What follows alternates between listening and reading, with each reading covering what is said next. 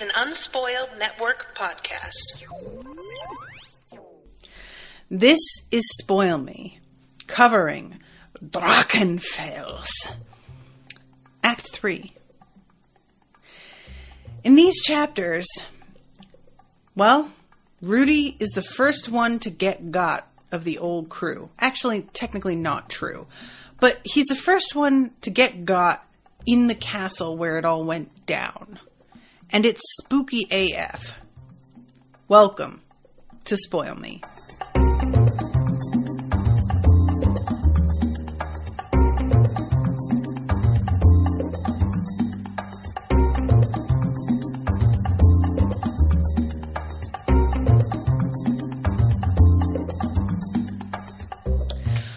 Welcome to the show, everyone. I am Natasha. Thank you very much to Kyle for commissioning this episode. Kyle is in the chat and says, "This episode of Unspoiled brought to you by the federal government. Give him a hand, everybody." I am assuming this was purchased with your stimulus money, is what you mean, Kyle. Because otherwise, nothing about the federal government has helped out this chick who lives in Texas in the past few months. Oh my God, you guys, I just saw an announcement that Governor Cuomo has announced the entire state is open and has done away with the mask mandate in Texas. And I hate it here. I hate it here so much. Why?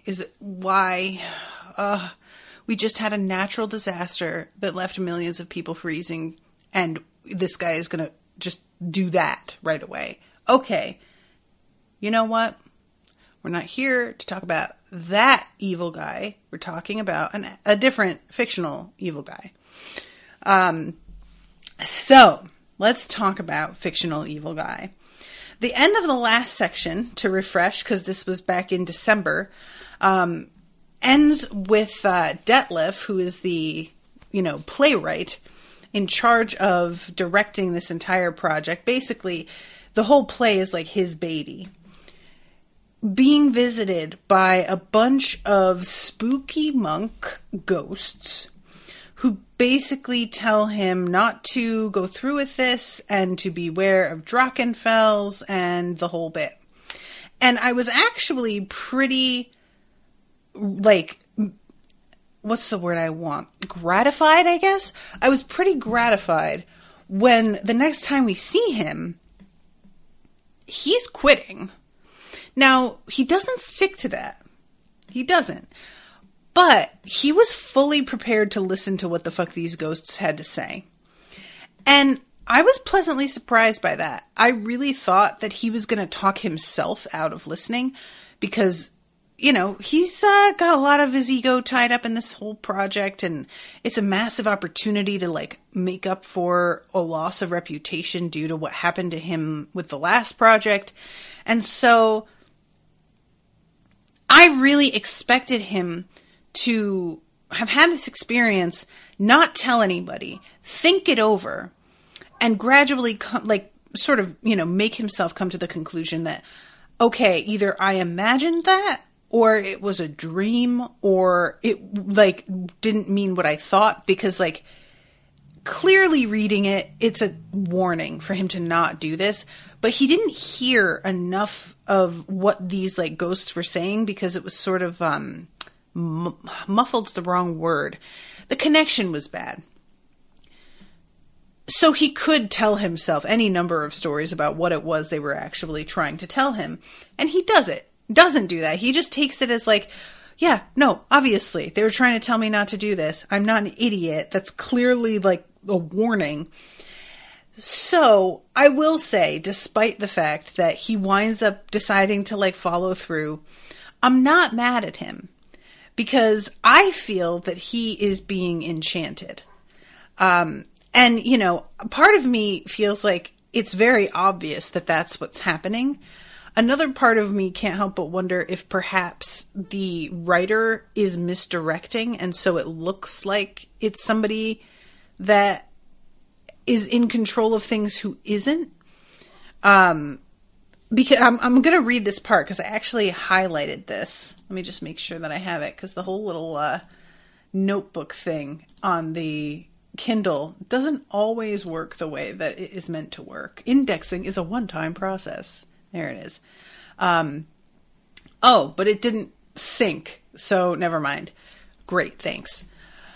Well, the part that I had highlighted was when he gets talked back into staying by Oswald, who brings him into a separate room to talk about it and pours him a drink. And the way it's written, Detlef is in the midst of taking a sip of his drink when he feels himself begin to really palpably calm and finds himself trusting Oswald. And it just felt to me like there was something in whatever he drank that was meant to sort of cloud his judgment and cause him to trust Oswald again. But when I say maybe it's all sort of a ruse, what I mean is it feels very obvious to me that Oswald is the one pulling the strings and either is himself Drachenfels or knows a way to bring Drachenfels back, is maybe just like somebody who was in league with Drachenfels, or is like a sort of what I want to say. He's the what's the rat guy from Harry Potter who brings back Voldemort? Like, that might be what he's doing, is sort of putting all the pieces in place to get the guy back from the dead, and the way of doing that is creating the scene over again. I feel like that might be... it's really a toss-up whether it's Oswald himself who is Drachenfels or whether or not Oswald is like just a cat's paw, because there's this whole other thing that I'll get to, and I can't decide what that means. But anyway, I keep interrupting myself. So the thing with Oswald, like I said, it seems so obvious that maybe it's not even what's happening. Something being obvious doesn't necessarily mean it's not good either. I want to make that clear, because I feel like it's really easy to hear somebody say, oh, it's totally obvious who the bad guy is. And like, that can be the tension, the source of tension in a scene is, yeah, the fact that the audience definitely knows and this character doesn't know. And it's very believable to me that other people wouldn't realize about what a threat Oswald seems to be, because nobody has seen the variety of situations that he has been in. So they don't know all of the like tells that the audience has, because we followed a bunch of different characters around and seen all of these different moments. So it could be that it's obvious because we're being misdirected. It could be that it's obvious because this is meant to add a sense of tension. The thing is that it doesn't feel quite obvious enough for me to feel like we're supposed to definitely know and the characters are definitely not supposed to know. And that kind of works for me, actually. I could understand going really like hard with it and making everybody know for sure, all the readers. But I do think leaving it to be sort of, I think, I'm pretty sure, but I'm not positive, is pretty effective storytelling. Basically what I'm getting at is that no matter who it turns out is ultimately like the mind behind all this, I don't think I'm going to have a problem with it, whether it is Oswald or not. If it isn't, that's kind of fun because I really thought it was. And if it is, the fact that I thought it was and nobody seemed to see it made each scene very tense. So it's fine. Okay, so I'm getting so ahead of myself. We start off with chapter 1 and part 3 with the description of Sergei Bukharin, who is the erstwhile lover of Genevieve. And Sergei, he's basically like kind of a badass playboy is too strong. He is a badass. He sort of makes me think of like a Khal Drogo type, where he is just peak masculinity, really strong, really fierce, and has this like reputation. And even his blood is really rich when she feeds on him. And Genevieve has sort of a weird relationship with him because as much, I'll admit, there's a moment where I mistook what the author was trying to say. The Kislevites seem to enjoy the vampire kiss, as most humans do, if they only allow themselves. But was not otherwise all that interested in his deathless lover. When not in her arms, Sergei preferred the company of Major Jarl or Crowley. I thought what that meant was he let her bite him and then he went off and fucked those dudes. That was 100% what I thought. And it wasn't until later where she's like watching him walk away and assuming that they're heading off to a brothel that I realized I had really misread what that meant. Just basically, he is willing to like fuck her, I guess. I'm assuming that sex is included with the feeding. It's because she keeps calling him her lover. I'm assuming that. But basically outside of that, he doesn't want to spend any time with her. And she feels like a bit of a way about it, as much as she tries to lie to herself that she doesn't care.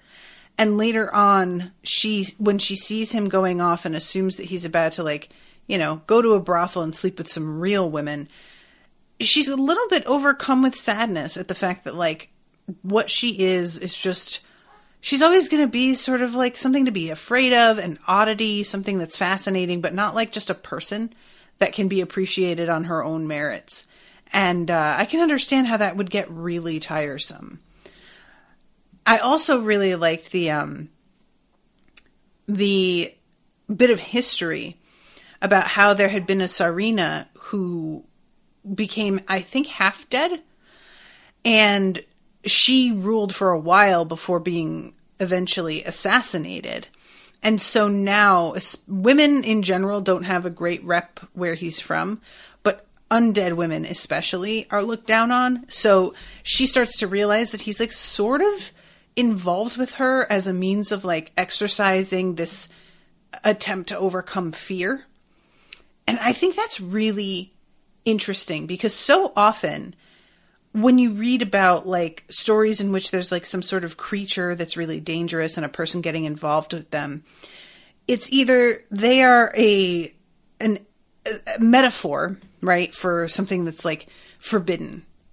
Usually it's meant to represent sexuality. Or that person is a little bit either has a death wish, is suicidal, or otherwise has a sort of nihilistic attitude and doesn't really care about their life or wants to die in a way. But somebody who's just actually afraid, and the fact that they're afraid is what makes it attractive to them because they want to overcome fear, that's a really kind of a neat, like, the way to come at it. And I found that I just thought that would be sort of interesting to watch. I kind of want to get to know this guy better because even though he seems shitty, he does seem really interesting. And that seems to be sort of the way that she views him. I'm getting way too focused on this, I know, because it turns out to not really like matter all that much. But I was fascinated with her relationship with him and the way that it's so practical in a way. And that's a boon to her because she needs to feed. But also it's really, when she steps back, she wants more than this and she's not going to really get it from almost anybody. And I say almost because it's looking like there may be a thing between, if not her and Detlef, her and Oswald. But Oswald is not, I think, who she thinks he is. So I'm going to say Detlef and we'll see how that goes. So she's going through the city and she's thinking about how, the place is basically, after she's been secluded in this convent for such a long time, it's sort of overwhelming, all of the sights and smells and everything. And it's a lot of running water, which I guess she wouldn't have been able to cross if she were fully dead. Wheatsack and his kind would have found themselves penned in on all sides by running water. Were she ever fully to die and become like them, one of the truly dead vampires, a walking corpse with an eternal bloodlust, she would have to avoid this city forever. For now, she drank in all the sensations, seeking out the pleasant scents of good Altdorf cooking and a ready-to-be-loaded cargo of herbs, and ignoring the mud, the rotting fish, and the sheer press of unwashed humankind. So, yeah, I kind of liked this. This is something that I think a lot of us are going to start running into as things begin to wind down, as my governor is apparently trying to do, and open things up again and allow the public back. There are a lot of us who have been sort of in our homes for the better part of a year, barely going out and doing anything. And it's going to be kind of an adjustment going out into the world again. And I have a few friends who have started to work at the office again, and they're struggling to like be out amongst people and to adapt back into an office setting and the constant like being surrounded by people and noises and stuff and getting distracted really easily, and just how sort of overwhelming it is after having been at home. And I can only imagine that's only, a few months. And she's been, 25 years in that convent? 20-something years? So this is when Oswald shows up. And they embrace, and it says she touched his bare neck with her wet tongue, connecting electrically between beard and collar with his life force. Okay, that feels a little forward, but I guess you could just do that. It feels a little bit presumptuous. That's all I'm saying. So she's looking at him and, realizing that he is very much the guy that she knew, but just grown up. And he is pretty hot, is like really the sum of what she's thinking. And he kisses her really passionately here, and she's the one who pulls out of it because she starts to get a little bit overwhelmed and like, oh God, I might bite you. Like, I better pull back. And they get into the carriage because he's going to be bringing her up to this sort of staging area before they actually get to the castle. And as they're riding up, he's got the coats of arms on his carriage, and this street performer sees it and starts singing the song about all of his, feats of heroism and whatnot, which I found really fun. And let's see, trying to find the spot. Okay. She asks who's playing her, and he tells her Lily Nissen. She's supposed to be one of the great beauties of the age. And she's like, what? I'm not. And she tries to protest that she's not attractive, and he sort of cuts her off.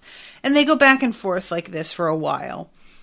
Later on, the description when she actually meets Lily is a little bit weird.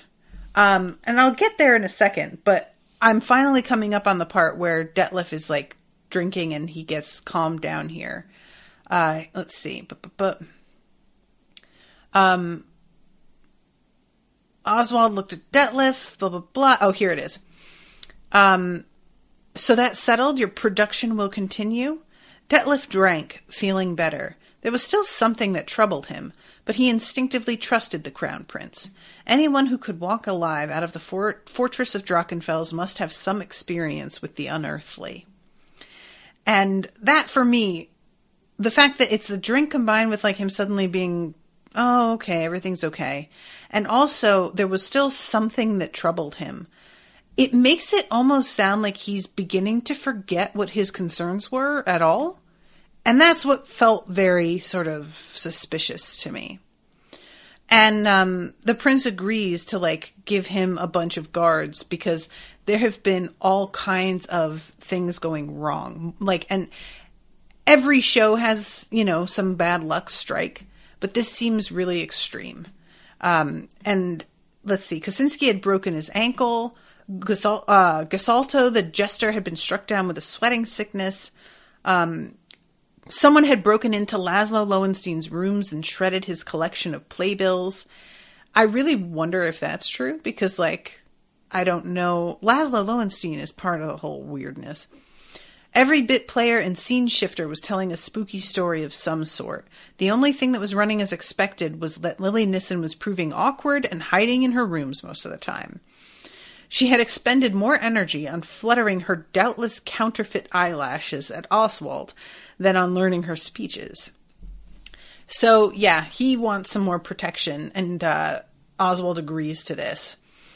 And then let's see. Detlef also is sort of aware of the fact that the actual elector here, the king, do we want to call him the king? Is not doing super well and tries to give Oswald some like comforting words about it. But we see later this guy finally die. And the manner of his death is so odd because it really feels like what happened to him was actually happening. Like what he was imagining. To jump ahead, he wakes up thinking that the general, one of the little dolls he has, is calling him to like go into this room and deal with a battle that's happening. And he does. And he's standing on the table that has all of these like little pieces on it and buildings. And it's in his mind, it's as if they are attacking him as if he were a giant.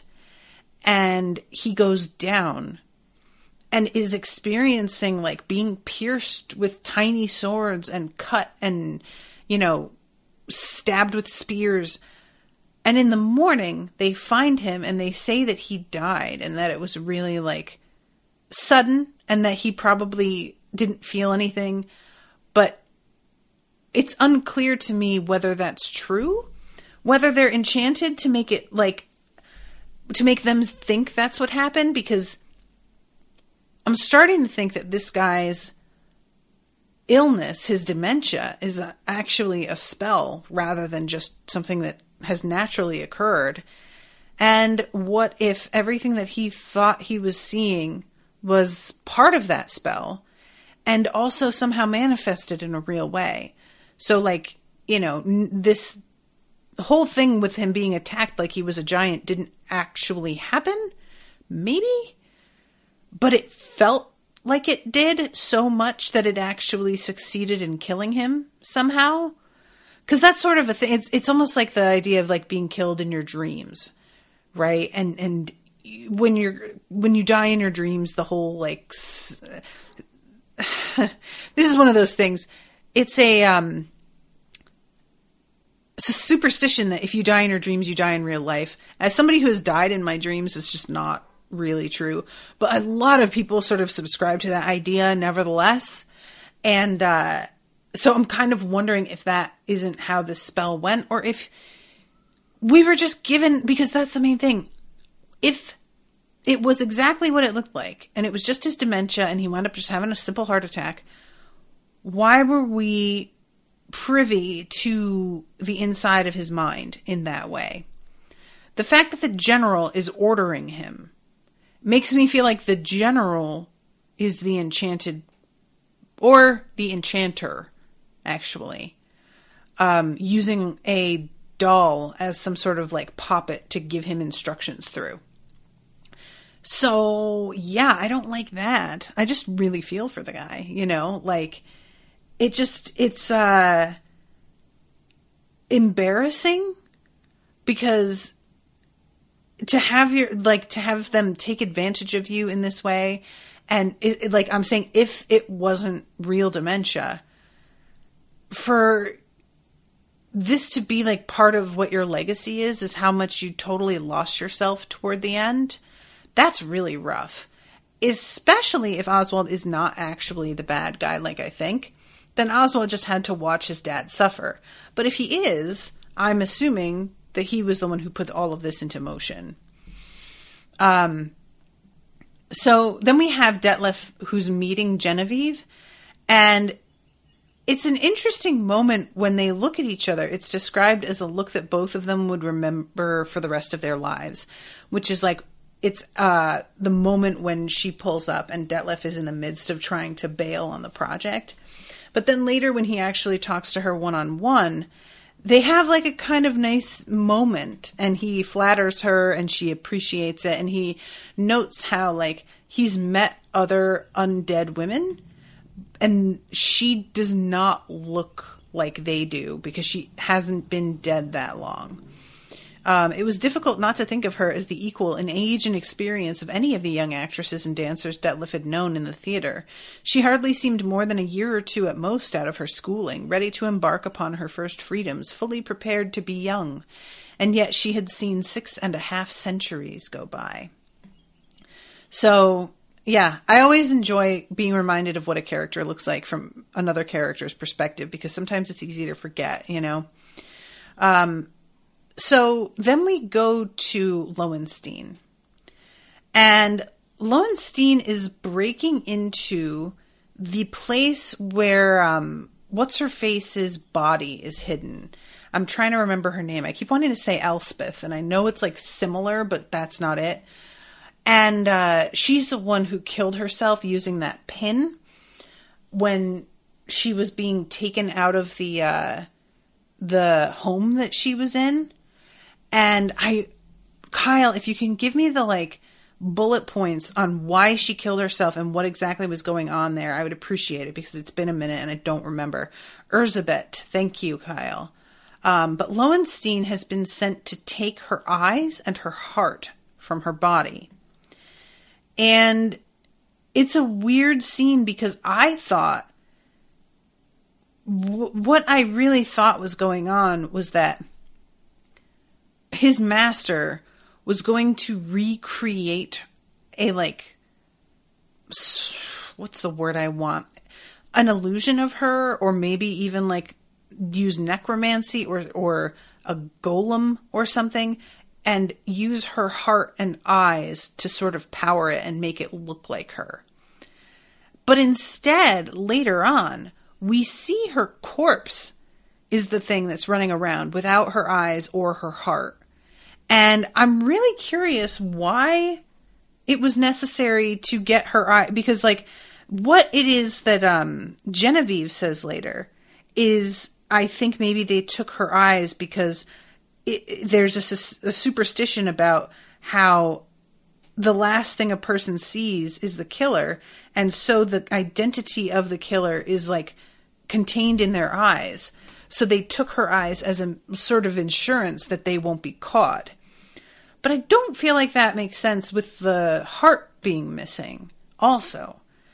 And yet, I really expected, if Lowenstein's just taking the heart and the eyes, that's what he needed to do his other thing. But if the corpse is being used, what did the eyes and the heart go to? Are they being used to, like, control her? Are they the joysticks? I wonder. Kyle says the book doesn't go into too much detail other than her being an assassin and being not mentally sound. I feel like, tell me if I'm wrong, Kyle. There was a thing where, like, she was trying to lie about who she was, maybe, and somebody figured out who she was and, like, came for her. Where was she being brought when she killed herself? Because doesn't she kill the person who came to get her, too, I feel like? I can't remember. Because it was a really good scene. I just can't put the pieces together in my head. Meanwhile, I should mention Lowenstein is talking, or thinking, I guess, a lot about Mor, the god of death, and how he has always felt very close to Mor, which makes sense because Lowenstein is a fucking torturer and killer. And he's watching some people who are sort of like throwing around curses against the god of death and like pissing against one of the temples and sort of laughing to himself because he's like, oh, you guys think you're so fucking tough, but eventually they are going to get you. Like, there's just no avoiding it. Kyle says, by the prince's guise to bring her to the castle with everyone else. Ah, okay. So that's interesting because she basically killed herself because she would rather that than wind up going there again, which makes me wonder if she hadn't started to remember some stuff that others hadn't, or maybe it was just so traumatic because, like, we don't really know exactly where her madness stems from. And it seems like it came upon her. There's a mention later, I think from Genevieve's perspective, where she talks about how her sudden attack was like the first sign that she had begun to lose it. But I don't think we get details on that. So thank you, Kyle. So back to Lowenstein. There's this moment. I'm really curious about this. Tonight he could meet his patron mask to mask, he thought. He had kept his costume with him and worn the mask for his trip to the shrine. It served to shield his identity, but also he felt a strange ease when hidden behind it. 2 days ago, he had noticed horny ridges budding under the skin of his forehead and felt a roughening of his normally sunken cheeks. He must have caught a touch of warpstone. The mask served to conceal his alterations. With the leather over his face, he felt himself stronger, more alive, more powerful. If his patron had given him this mission in Nuln, he would have been anxious, jittery. Now he was cool and decisive. He was changing, altering. Yeah. So, here's the thing. I made the comparison earlier to, Peter Pettigrew, and if Oswald is the one that's sort of like bringing back on purpose Drachenfels, or perhaps is somehow Drachenfels. I'm sort of wondering, to make another Harry Potter comparison, if Lowenstein is the Quirrell. Because Quirrell shared a body with Voldemort for a time. And this was meant to be a temporary situation. But, it wasn't ideal. And I'm starting to wonder, is he being taken over by the spirit of this person? And does the mask have something to do with it? And if so, why, he was selected. And I can't tell if it was because, I feel like maybe if you're going to try and pick somebody whose body you want to take over, it makes sense if you were a murdering psychopath to want to choose a body that also belongs to a murdering psychopath, because your personality aligns enough with theirs that the transition may be a little bit smoother. But of course, I may be just reading into this completely incorrectly. So what I'm saying is this is just a theory. And I know it's just a theory. It's fine.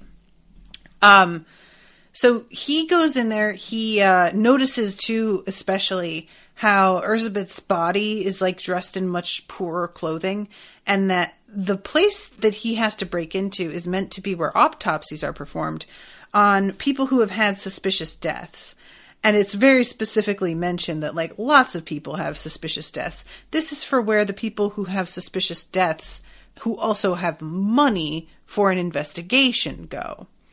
And the fact that she is sitting there being preserved when she doesn't look like she has any money to make her important enough for somebody to look into is a little bit surprising. And I wonder if this was something arranged by his patron, or if that is unrelated and there's something else going on. So he takes her heart and eyes, and then we cut to the next scene. And they are moving into Drachenfels, and this is when shit really starts to pop off. So, obviously, the place has been prepared ahead of time with tons of, workers. It says Henrik Crowley had sent out a squadron of cleaners, cooks, carpenters, and servants to make the place ready for occupation. There had been some initial reluctance among the villagers, but the Crown Prince's gold had overcome many objections. And it's discussed how some people were old enough to really feel they could take the risk now. There were people who are young enough who weren't even born by the time all of this shit went down and don't even really believe the stories that they've been told about the place. So eventually they were able to pull together enough of a staff to open it back up again, even though it really would seem like that would be something a lot of people wouldn't want to do. But money combined with time, you can get people to do a lot. And let's see, here it is. She's looking at Rudy and thinking about how worried she is about him. He was also in poor health, she assumed, with his great girth weighing heavy on his heart and his great thirst similarly straining his liver and lights. Genevieve gathered he had suffered a loss recently and approached him about it, but he hadn't been eager to talk of Erzbet. That had been a long time ago. It had been a difficult subject to bring up, for Genevieve still recalled the first sign of the dancer assassin's madness, her unprovoked attack. Otherwise, Rudy was still prone to boasting and garrulousness. He regaled the company with fancifully embroidered accounts of his exploits as a bandit in these very woods, confident that all who might contradict him save Genevieve were dead and in their graves. So, yeah, I really feel like... Did we see the unprovoked attack? Is that something that happened in the first section? Because that feels vaguely familiar, but I don't remember the first section very well. But there's something that feels like we were there for that. Kyle says, I think so. Oh my gosh. By the princess guys to bring her to castle with everyone else. Lots of unwise reopening today, huh? Indeed, sir. So Manesh, who is the dwarf that is missing an arm, has apparently become like a huge ladies' man, which is hilarious. I just love the idea that he just like turns it all around. And there was another dwarf in the company, Varg Bruegel, with whom Manesh was always arguing. Detlef told her that Bruegel wasn't a true dwarf, but human-born, and that he hated to be taken for one. Manesh was always thinking of cruel jests at Bruegel's expense, and Detlef, who held his assistant in high regard, had several times turned uncharacteristically severe and threatened to throw out the one-armed swordsman along the way. Which I actually really appreciate, the fact that Detlef is just standing up for his guy completely. We wind up having a small, moment with Bruegel later, and it turns out that he's a little person who's born with dwarfism, and that's, one of several mutations, because he also, it turns out, has hands with eyeballs in the palms, and this weird webbing underneath his arms, and the eyes can see sounds. And the webbing under his arms can give him, insight into people's emotions and their reactions to things. And he keeps both of these things very hidden. And, nobody has any idea. He's been wearing gloves ever since the eyes appeared. I would love to know, if that was something that happened gradually or if it was just one day he woke up and there were eyes there. But, yikes, that sucks. It's one thing to already feel like you have something about you that sets you completely apart. And this is just beyond, it's not just that he was born small, but there are pieces of him that are straight up weird that human beings shouldn't have. And I feel for the guy. I wonder if that'll come in handy at all. Maybe those abilities will do something for him, but at the moment I just really feel bad for him. And he has a lot of memories of being a source of contention from both his parents, where they're each trying to tell which of the two of them was the source of the disfigurement. And he had an older brother who was whole and tall, and he was killed somehow. So there's just this resentment with him being the one that's left, and he just always has felt a way about it. So here's this thing. Genevieve knew she was not Lily Nissen. The star traveled in her own luxurious caravan, which was driven by a handsome black-skinned mute from the Southlands who acted as her personal servant and bodyguard. By his scars, Genevieve recognized him as essentially the woman's slave. Cool. The vampire had been presented to the actress, and neither party wished to further the acquaintance. Genevieve saw Lily's face as if it were a crawl with worms, and the actress pointedly refused to touch the dead woman's outstretched hand. Genevieve saw Lily's face as if it were a crawl with worms. What? Why? What is that about? Is that literally true? Or is it meant to be like she looked at her like she was, like her expression made it seem as if? I really don't understand what's being said there because it sounds literal. And if it is, and then it's just completely skated by in the text, that's a really weird thing to just drop and then move on. If it isn't, it's worded in such a way that it doesn't come across as whatever the author intended. I found this really confusing. It just feels like there's a snap judgment being made there by Genevieve about Lily, but I can't decide if it's just a judgment or if it's actually what she saw or what that meant. Yeah, I don't know. So, Detlef, too, obviously had little time for Lily, but excused her on the grounds that for all her foolishness and temperament, she could indeed be a goddess on stage. Later on, we hear how she tends to want to surround herself with, like, wooden actors who haven't got any talent in order to make herself look better. And Detlef has no time for that sort of attitude. He's basically... I mean, I wholeheartedly agree with this too. If you're in charge of a project, you want everybody to shine. The project doesn't work if there's only one person who's good in it. But also, as somebody who myself can be like rather competitive, I don't want to be judged against people who aren't great at what they do. I want to be judged against the people who are the best and see how I measure up to them. And so surrounding yourself with talentless people, how is it at all satisfying to work that way? You know, I just don't, I don't see the appeal of it because for me, it's truly about wanting to test myself versus wanting to simply get accolades and have my ego stroked, I guess. The only peculiar incident had taken place in a village at the foot of the Grey Mountains where the caravan had been booked to stay overnight at a well-reputed traveler's rest stop. So here comes the part with the phantom carriage, and this is really weird. They have 26 carriages, and yet, whenever they get somewhere where they need to actually, like, you know, fit a certain number of stalls, it looks like they've got 27. And yet every time they count, it says 26. So what's going on is that there's a carriage that they can only see some of the time. And it doesn't make any sense. No matter where we start, we get the same number. 27? No, 26. But there are still 27 places filled in the yard.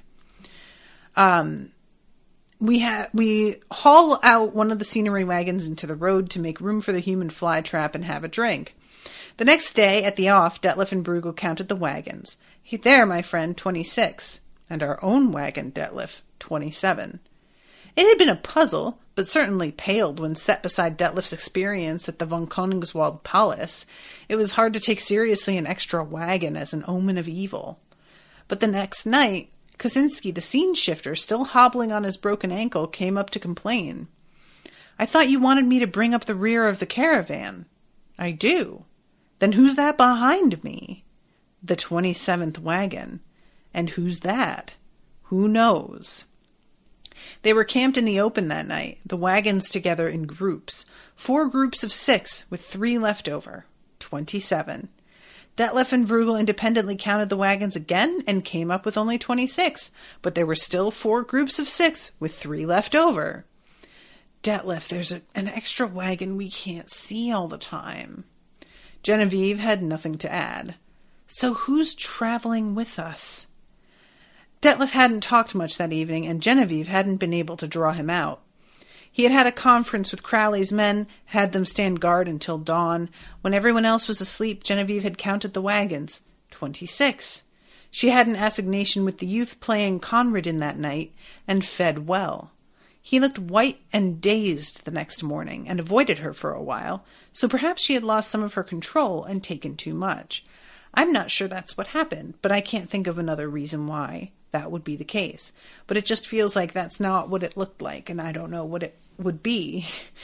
So yeah, this whole thing, I just thought that was really, I always enjoy the idea of like knowing something is wrong, but every time you sort of try to pin it down, it shifts just enough that it looks like it's fine again, but you know in your gut it's not.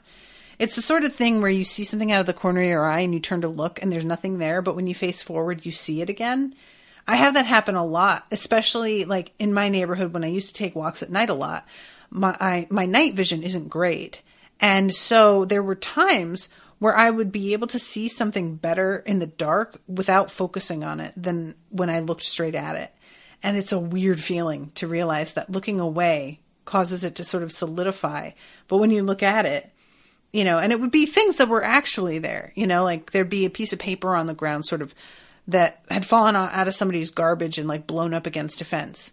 But if I looked straight at it, I would barely be able to make it out. And then I'd face forward and I'd be like, oh, it's a piece of paper blown up against the fence. It's a weird thing. And this is sort of reminding me of that sensation of just, every time you try to actually look at it by counting, it just doesn't, it's not there.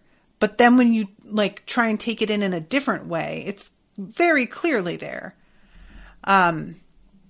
So then we have the party that Rudy throws. This is absolutely devastating. This moment. Rudy tells these stories, which we know are deeply embroidered, as they have called it a couple times. And there's this, Detlef roared with laughter as Rudy told the story, impersonating the wily lord and the brash young man he had been. Deep inside his drink-besotted brain, Rudy remembered the real lord and the 5 good men he had strangled with bowstrings when he caught up with the bandits. He remembered the lord's jailer, hardly more than a boy, and the way he had screamed as Rudy battered him to death against the stones of the prison before making an escape through the castle's stinking drains. Sobbing and befouled, the bandit king had crept away in shame like an animal of the forest. Those had been days of blood and filth and desperation. The more he spoke of the days of plunder and glory and adventure, the more Rudy came to know that was the real truth of the matter. What had happened didn't matter any longer. Erzbet was dead, Polzig was dead, the boy was dead, his brains paced on the floor. The times were dead.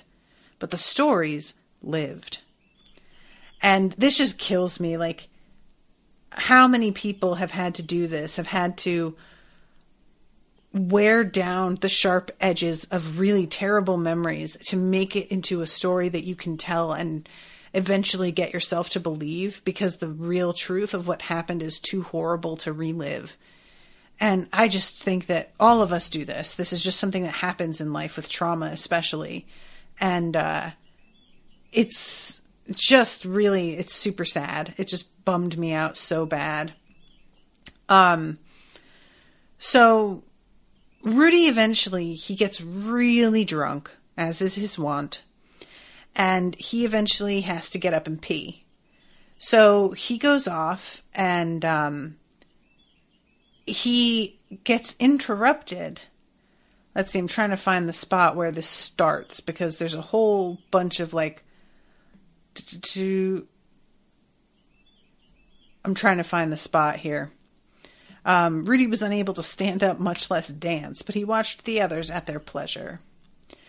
And he's watching the girl who is going to be playing Erzbet and realizing that, like, she'll do, but she doesn't have the same grace or, like, passion that Erzbet actually had, because she didn't ever live on the edge of a knife the way that Erzbet had. It's just a, something that comes from always having to be on alert and really aware that things can be taken from you any moment, sort of thing. A hand fell on his shoulder. It was Veets. "It's over, Rudy. We're over." The bounty hunter was drunk, and his shaven face was like a sagging skull. But he was right. Is Veet dead? I don't remember. This guy isn't here. Is this the beginning of his, sort of hallucination? But we were here before, huh? Us old men. Oh, Kyle says no, he's real. Okay. "You and I and the dwarf and the leech girl, we were here when these play actors were in their cribs. We fought as they'll never have to fight." So he keels over. This is when Rudy gets up to pee. And he turns around. She was in the doorway between him and the party. He recognized her slim-hipped figure and her long dark hair at once. She wore her dancing dress, slit to the thigh on one side and immodestly tight in the bodice. "Rudy," she said to him. And it was 25, 30 years ago. The days of plunder and glory and adventure. "Rudy." She extended an arm to him, her bracelets jingling. He felt the weights falling away from him and stood up straight. There was no pain in his back now. "Rudy." Her voice was soft yet urgent, inviting yet dangerous. He lurched toward her, but she stepped aside into the dark. She went to a door, and he blundered after her, pushing through it. They were in a corridor. Rudy was sure this was where they had fought the living gargoyles, but Oswald's men had cleaned it up, put fresh candles in the sconces, laid down carpeting for the visiting dignitaries. Erzbet led him on into the heart of Drachenfels. In the chamber of the poisoned feast, a man waited for him. At first, because of the mask, he thought it was the actor, Lowenstein. It wasn't. The man looked up from the table at him. His eyes shone through the slits of the mask. He had cutlery laid out before him as for a meal, but there were no forks and spoons, only knives. The man picked up a knife. It shone like a white flame in his hand. Rudy, cold inside, tried to push himself away back through the door, but Erzbet stood before it, blocking his escape. He could see her better now. Her low-cut bodice disclosed the great red gash like a crushed mouth sideways in her breast. She threw her head back and her hair fell away from her face. He could see that she had no eyes. So that sucks. And I'm really curious because, later on, when they find his body, his eyes are gone. And all of the fat has been cut from underneath his skin. It's been taken. Why would somebody need to do that? What? I don't like that. And yeah, is this actually Drachenfels? Or is this Lowenstein? And Lowenstein has become so like Drachenfels that it doesn't seem like it is Lowenstein, but it is. I don't know what to think about that. And again, what would they need? Why is her corpse here? What purpose does it serve? Was it purely to get him away from the rest of the party? And I just have a lot of questions. So then we go to this scene where Lily Nissen basically flips the fuck out that she's meant to be playing a vampire. It's weird because you knew that from the start and you took this role and you really think that everybody who knows this story is going to come to this play and see that there's no vampire, even though there very famously was one in the party. And they're not going to wonder what the fuck happened there. And also, the fact that we know Genevieve is right there watching her flip out and not want to be a vampire makes this a particular breach of etiquette and just really thoughtless and shitty. But this whole, scene, is what we learn here is that she uses her astrologer to like air all of her grievances, and the fact that she happens to actually be here when a grievance is being aired means that it's a very big deal to her and that she's looking to cause a scene. And Detlef is sort of like, once he realizes what's happening, mentally sets himself up for a bit of a fucking like head to head here. And what she does is she has her astrologer, who is also her sort of lackey, throw the prop vampire teeth at Detlef's feet and say that she has no need of these anymore. And just the whole way that she's like going off here is just super gross. And she's, she says that they maybe should turn Genevieve's character into something more suited to my personality. And what, pray, might that be? An elf. No one laughed. Detlef looked at Genevieve. Her face was unreadable. Lily's nostrils flared and unflared. Nebezal coughed to break the silence. Elven Lily might once have been, but she inclined rather to the voluptuous these days. Her last husband had referred to her as having the breasts of a pigeon, the lungs of a banshee, the morals of an alley cat, and a brain like Black Mountain cheese. Lowenstein laid a hand on Lily's shoulder and spun her round to face him. He was a full foot taller than her, and his built-up Drachenfels boots brought him up on a level with her silent giant. Unused to such treatment, she raised a hand to slap the impudent actor, but he caught her wrist and started whispering to her in a low, urgent, scary voice. Her color faded, and she looked quite afraid. Nobody else said anything. Detlef realized his mouth was hanging open in astonishment and shut it. When Lowenstein had finished his speech, Lily blustered an apology, an unheard-of thing for her, and backed out, dragging her slave, her minions, and astrologer with her. Nebenzal looked appalled as he was yanked out of the great hall. After a moment, there was a spontaneous round of applause. Lowenstein took a bow, and the rehearsal continued. Oh my God, I want to know what he said to her so bad. I am dying to know. I feel like it had to be a spell of some kind, a threat that, like, maybe she forgot the nature of the threat right after. But obviously, he is in league with the brains of the operation here. And so it feels like it has to be something that was either supernatural or close to it. I don't know. But yeah, I would like to know. All right, so the next chapter is the whole thing with Maximilian, the king, and his death, which I pretty much talked about. No need to get into super detail with that.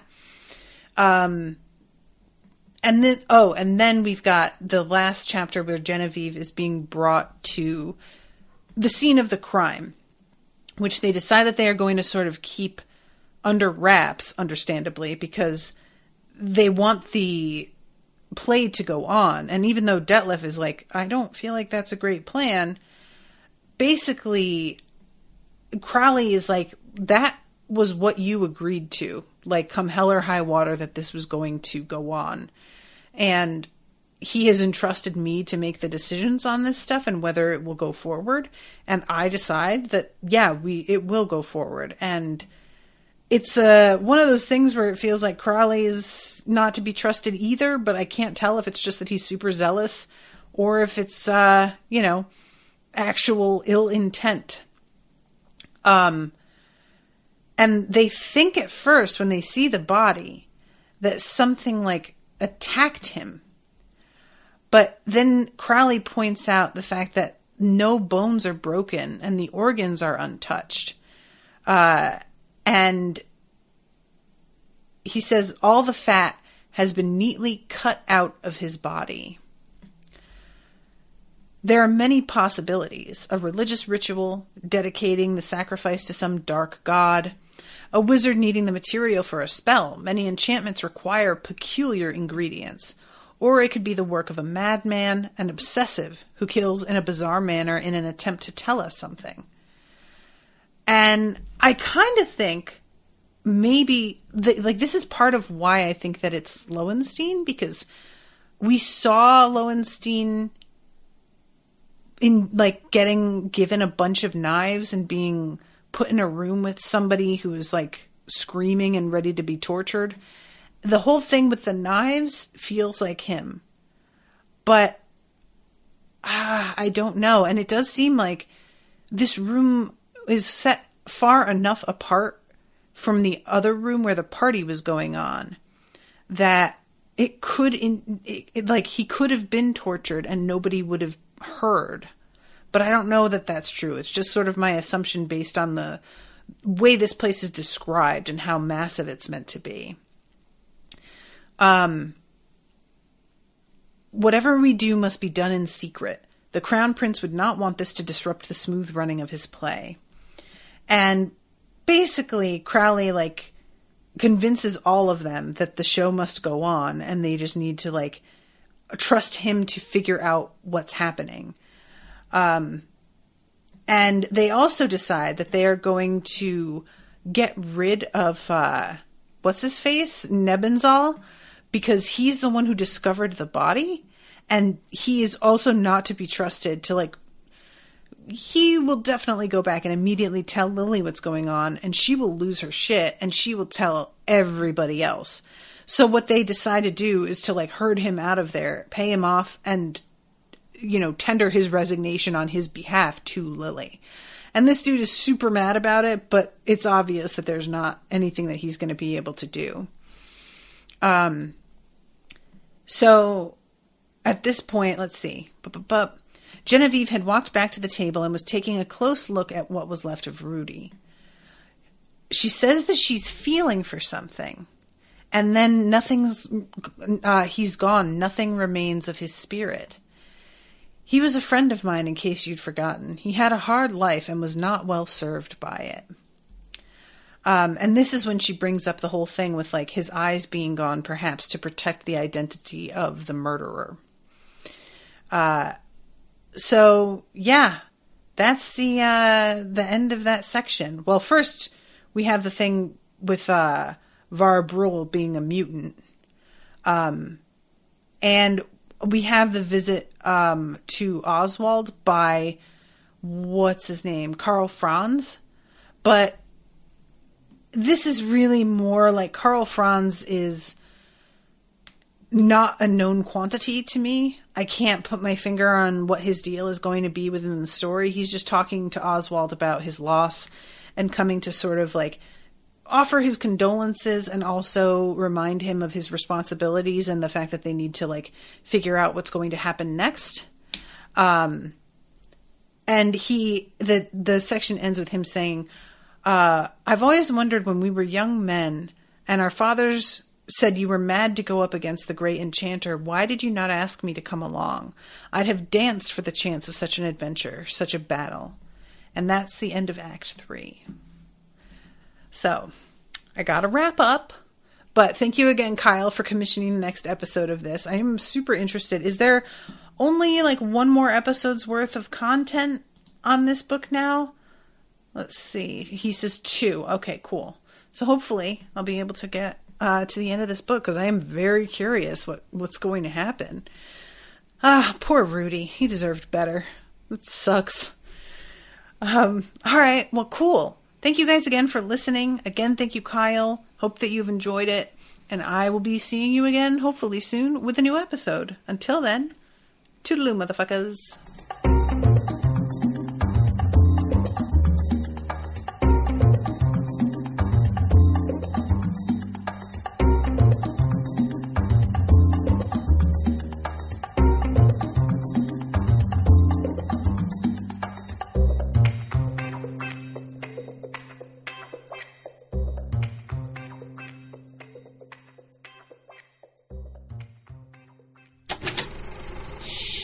That was an Unspoiled Network podcast.